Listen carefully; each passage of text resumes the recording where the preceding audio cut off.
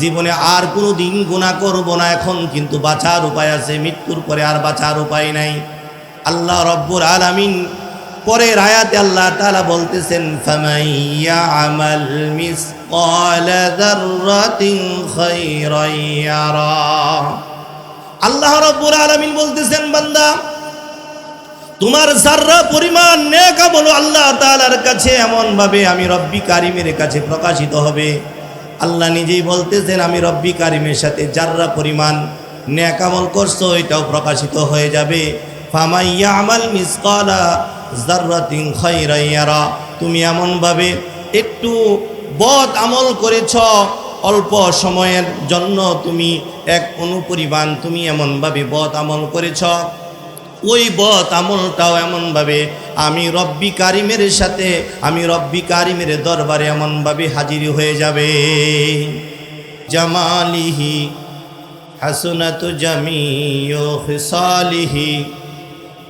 সবচেয়ে এমনভাবে কবিতাগুলি লিখতেছেন শেখ সাদী, যখন 2 লাইন বিশিষ্ট কবিতা, যখন 2টি ইবারত যখন শেখ সাদী লিখলেন, লেখার পর আর শেখ সাদীর কোনো কিছু স্মরণ নাই, মনে মনে চিন্তা করে যে আমি এখন আর কি লিখব। শেখ সাদীর হাতের মধ্যে খাতা, সামনে খাতা আর হাতের মধ্যে শেখ সাদীর কলম, কলম আর খাতা নিয়ে সাদী আস্তে আস্তে চিন্তা করতে করতে আব্বা তন্দারবাব হয়ে গেছে। সাদী চিন্তা করতেছে এখন বাকি লাইন কি হবে আমি তো জানি না। 2 লাইন বিশিষ্ট কোনো কবিতা হয় না, 3 লাইন বিশিষ্ট কবিতা হয় না, 4টা লাইন লাগে, 4টে ইবারত লাগে, পরে কি হবে আমি তো জানি না। এই 3টা ইবারত রেখে সাদী মনে মনে চিন্তা করে আমি এখন কি লিখব। শেখ সাদী ঘুমিয়ে যায়। ঘুমের ঘরে এমনভাবে তার হাতের মধ্যে কলম, সামনে তার খাতা। শেখ সাদী রহমাতুল্লাহি আলাইহি ঘুমিয়ে গেছে। ঘুমিয়ে যাওয়ার পর আমার আপনার নবী মুহাম্মদুর রাসূলুল্লাহ সাল্লাল্লাহু আলাইহি ওয়াসাল্লাম নবীজি স্বপ্ন যুগে সাদীকে বলতেছেন, সাদী তুমি আমার গুণগান বিশিষ্ট সুন্দর কবিতা লিখতেছিলা। হ্যাঁ লিখতেছিলাম নবীজি গো, আমার তো আর কোনো কিছু মনে নাই, কি লিখবো। আল্লাহ রসুল শেখ সাদী রহমাতুল্লাহি আলাইহিকে বললেন, সাদী তাহলে লেখো, পরের লাইনটা হবে সাল্লু আলাইহি ওয়া আলিহি। পরের ইবারত হবে এইটা। মুসলমান ভাইরা আমার, আমি ওদিকে যাচ্ছি না। এই দুনিয়ার জমিন কিন্তু এখন দেখতেছেন শীতল, দুনিয়ার জমিন কিন্তু একদিন ধ্বংস হয়ে যাবে, কথা কোন ঠিক কিনা? এই দুনিয়ার জমিন কিন্তু থাকবে না, ধ্বংস হয়ে যাবে। কিছুদিন পিছনে দুনিয়ার জমিন একটা নাড়া দিয়েছিল, ভূমিকম্প হয়েছিল, আপনারা জানেন কিনা? জানেন না? ভূমিকম্প হয়েছিল, মানুষ এমনভাবে দৌড়াদৌড়ি শুরু হয়ে গেছে। কোনো মানুষ উপর থেকে নিচতলায়, নিচতলায় থেকে এমনভাবে দোতলা থেকে নিচতলায় দৌড়াদৌড়ি শুরু হয়ে গেছে। স্বামী এমনভাবে স্ত্রীকে ছেড়ে দৌড় দিল, বাচ্চাকে ছেড়ে বিবি দৌড় দিয়েছে, স্বামীকে ছেড়ে স্ত্রী দৌড়ায় পালাচ্ছে। স্বামী জিজ্ঞাসা করলো, বিবি আমার, আমাকে ছেড়ে তুমি চলে গেলা, কারণটা কি? দেখেন মৃত্যুকে সবাই ভয় পায়, কথা বলেন ঠিক কিনা? আসুন ভাইরা আমার, এই দুনিয়ার জমিন যেদিন নাকি ধূলিসাৎ হয়ে যাবে, দুনিয়ার জমিন কিন্তু আমি আর আপনি এই যে জায়গার মধ্যে দোকান দিলাম, জিলাপি খাইলাম, পেজু খাইলাম, যে জায়গার মধ্যে চা খাইলাম, যে জায়গার মধ্যে ঘুরে ঘুরে জমিনের মধ্যে আবাদ করে, ঘরের মধ্যে বসবাস করে, সংসার করে, বিবির সংসার করলাম, 60 থেকে 70 বছরের জিন্দেগি কাটাইলাম রে আব্বা, ওই জায়গা থেকে আমার আপনার হায়াতের জিন্দেগি শেষ করে দিলাম। সুতরাং ওই জায়গার এই যে আজকে মধনবাড়ি মাহফিলে, আজকে যে মসজিদের প্রাঙ্গণে আপনারা যারা বসছেন, এই মাটিও কিন্তু মৃত্যুর পরে আমার আপনার আদালতে কিবরিয়াতে মাটি কিন্তু আমার আপনার সমস্ত কিছু পাই পাই করে আল্লাহর কাছে বলে দিবে। একদিন এমনভাবে মাটি কিমন শুরু হয়ে যাবে, কাফির বেঈমান মুশরিকরা সমস্ত মানুষগুলির সম্মুখে সবাই জড়িত হয়ে যখন বসে থাকবে, হঠাৎ করে আল্লাহ রাব্বুল আলামিন একদিন জমিনকে বলবেন কম্পিত হওয়ার জন্য। যে সূরাটুকু আপনাদের সামনে আমি তেলাওয়াত করাম, সূরাতুল জিলজাল। এই সূরাতুল জিলজাল শব্দের অর্থ জালজালা। জালজালা শব্দের অর্থ কম্পিত। কম্পিত একটি সূরার নাম হলো সূরাতুল জিলজাল, মানে ভয়ানক একটি সূরা। আপনারা অল্প কিছু সময় বোঝার জন্য আমি বলতেছি, এই সূরাতুল জিলজালের এমনভাবে সমস্ত কিছুর মধ্যে আল্লাহ রাব্বুল আলামিন কি বলেছেন তাহলে আপনারা সব বুঝবেন। নবীজির কাছে একজন লোক এসে বলতেছেন, ইয়া রাসূলুল্লাহ, আমাকে আপনি এমন একটা সূরা শিক্ষা দিয়ে দেন, এমন কোরআন শরীফের কিছু একটা সূরা শিখায়া দেন যে সূরাটুকু শিখলে আমার উপকারে আসে। আমার আপনার নবী মুহাম্মদ রাসূলুল্লাহ সাল্লাল্লাহু আলাইহি ওয়াসাল্লাম ওই ব্যক্তিকে বললেন, তাহলে তুমি পড়ো আলিফ লাম মিম রা। বলতেছেন, নবীজি গো, আমি তো এটা পড়তে জানি না, আমি বড় মুরব্বী, আমার ব্রেনটা তো তত ভালো না, এটা আমি মুখস্থ রাখতে পারবো না, এটা আমার দ্বারা সম্ভব না। তাহলে আমার আপনার নবী মুহাম্মদ রাসূলুল্লাহ সাল্লাল্লাহু আলাইহি সাল্লাম তখন বললেন, তুমি তে অন্য কোনো সূরা পড়ো। অন্য এমনভাবে আল্লাহ রাসূল আয়াত বললেন, তাহলে পড়ো তাহা। বলতেছেন, নবী গো, এটাও তো আমি পারি না, এটাও তো এটার দ্বারা এটা মুখস্থ করা আমার দ্বারা সম্ভব না। আমার আপনার নবী মুহাম্মদ রাসূলুল্লাহ সাল্লাল্লাহু আলাইহি সাল্লাম তখন ওই ব্যক্তিকে বললেন, তাহলে তুমি পড়ো এমনভাবে, আমার সাথে তুমি এমনভাবে এই সূরাটুকু তিলাওয়াত করো, ইযা যুলজিলাতিল আরদু জিলজালাহা। এই সূরার এমনভাবে বলার পরে সূরার মধ্যে সমস্ত কিছু দুনিয়ার জমিনের হাসরের ময়দান থেকে নিয়ে কবর পর্যন্ত যত ঘটনা আছে এই সূরার মধ্যে আল্লাহ রাব্বুল আলামিন দিয়ে দিয়েছেন, মানুষদেরকে সতর্ক করে দিয়েছেন। আল্লাহ তাআলা হাবিবকে বলে দিয়েছেন, হাবিব আমার, মানুষদেরকে বলে দেন, মানুষ যদি দুনিয়ার জমিনে যে ঘুরতেছে, স্বৈরাচারী করতেছে, দৌড়াদৌড়ি করতেছে, কাটাকাটি করতেছে, মারামারি করতেছে, টাকা আত্মসাৎ করতেছে, গীবত শিকায়াত বলতেছে, পরনিন্দা বলতেছে, সব কিছু যে বলতেছে, সমস্ত কিছু কিন্তু মাটি প্রকাশ করে দিবে। সমস্ত কিছু মাটি কিন্তু প্রকাশ করে দিবে। এমনভাবে আমার আপনার নবীকে আল্লাহ রাব্বুল আলামিন বলে দিয়েছেন, নবী আমার, আপনি বলে দেন, মানুষ যে যা কিছু করতেছে এগুলি কিন্তু প্রকাশিত একদিন হয়ে যাবে।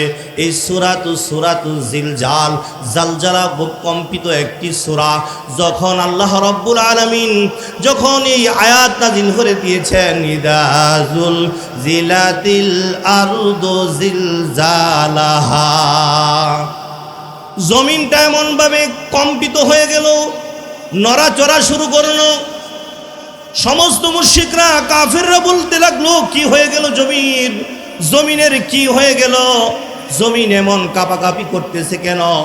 এখন মনে করেন আপনাদের সামনে যারা আমার সামনে বসা আছেন, একজন যদি হঠাৎ করে যদি বমি করা শুরু করে, মাথা হুচুটকে যদি আপনারা পড়ে যান, সবাই বলবে লোকটা বয়ান শুনতেছে, কি হয়ে গেল? কথা কোন ঠিক কিনা? এই কথা বলবে, লোকটার কি হয়ে গেল? সমস্ত মানুষগুলি আশ্চর্য হয়ে বলবে, কি হয়েছে? জমিন এইভাবে নড়াচড়া, জমিন কি কেন করতেছে? জমিনের কি হলো? জমিন নড়াচড়া কেন করে? জমিনের কি হলো? জমিন নড়াচড়া কেন করে? নড়াচড়া করাই কে? কথা বলেন, কে করায়? নড়াচড়া একমাত্র আমার আল্লাহ তাআলার হুকুমে জমিন নড়াচড়া করতেছে।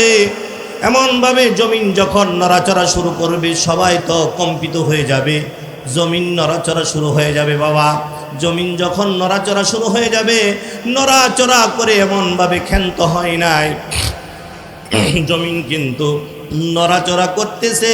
শুধু এটাই কিন্তু শেষ নাই, আল্লাহ রাব্বুল আলামিন আমাকে আপনিকে দুনিয়ার জমিনের মধ্যে আমরা যা কিছু ভালো মন্দ যা কিছু করেছি, সমস্ত কিছুর এমনভাবে জমিনের ভিতর থেকে প্রকাশিত হয়ে যাবে।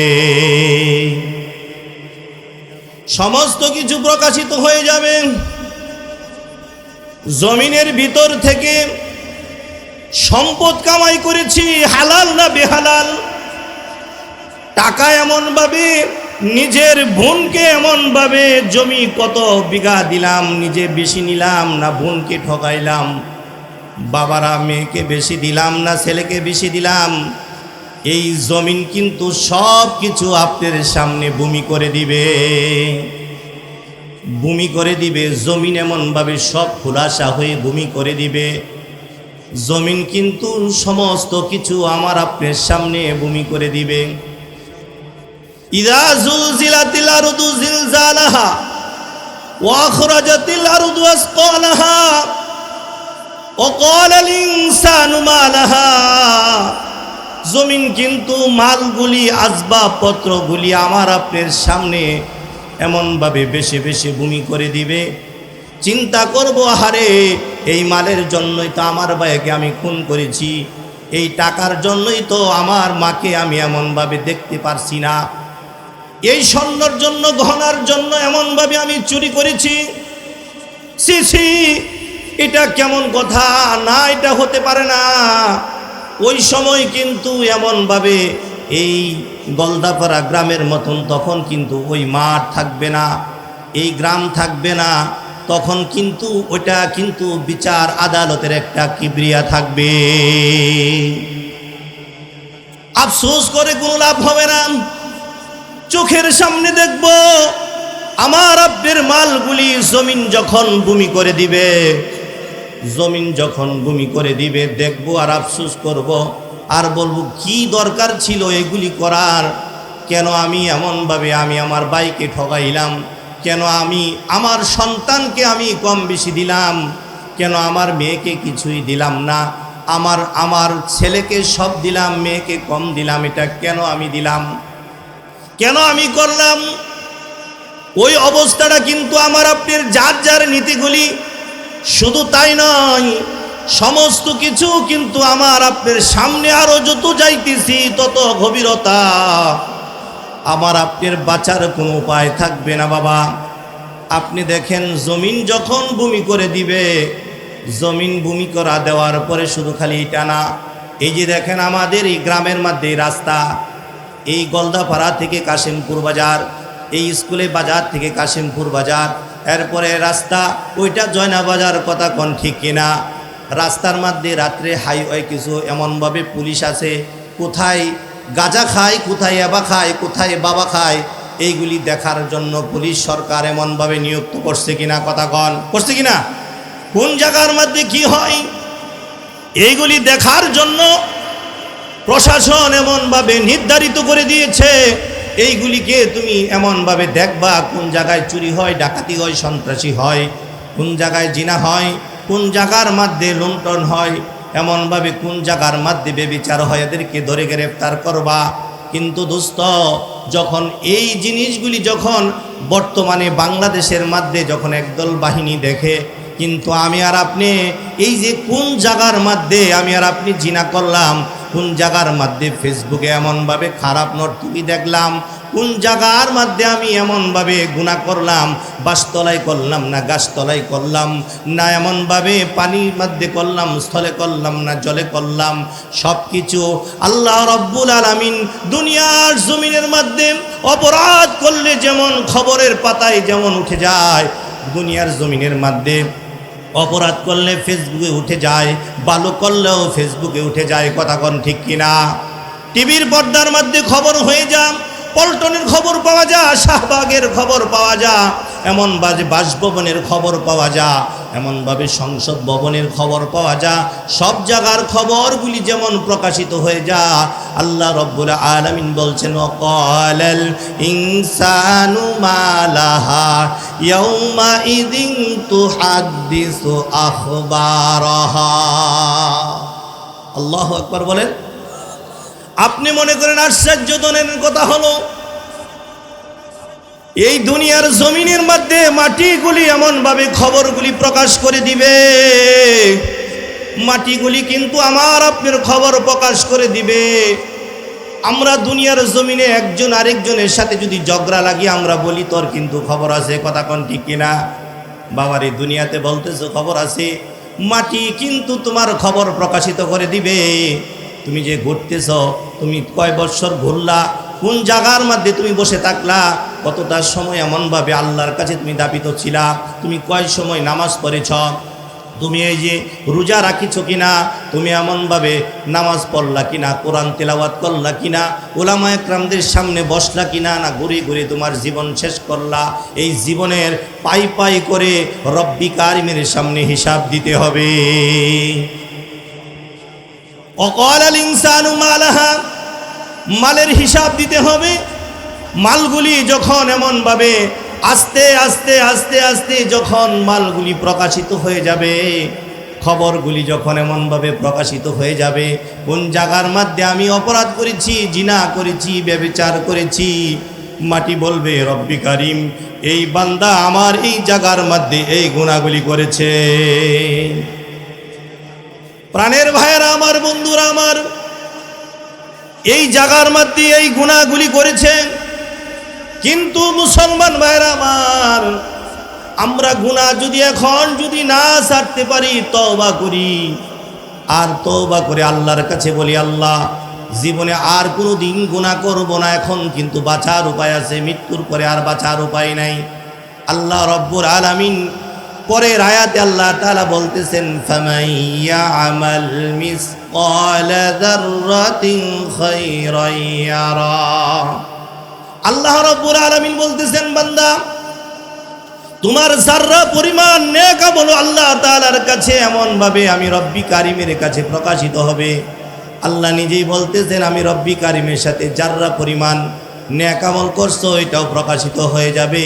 ফামান ইয়ামাল মিসকালা যাররাতিন খায়রান ইয়ারা, তুমি এমনভাবে একটু বদ আমল করেছ, অল্প সময়ের জন্য তুমি এক অনুপরিমাণ তুমি এমনভাবে বদ আমল করেছ, ওই বদ আমলটাও এমনভাবে আমি রব্বি কারিমের সাথে আমি রব্বি কারিমের দরবারে এমনভাবে হাজির হয়ে যাবে।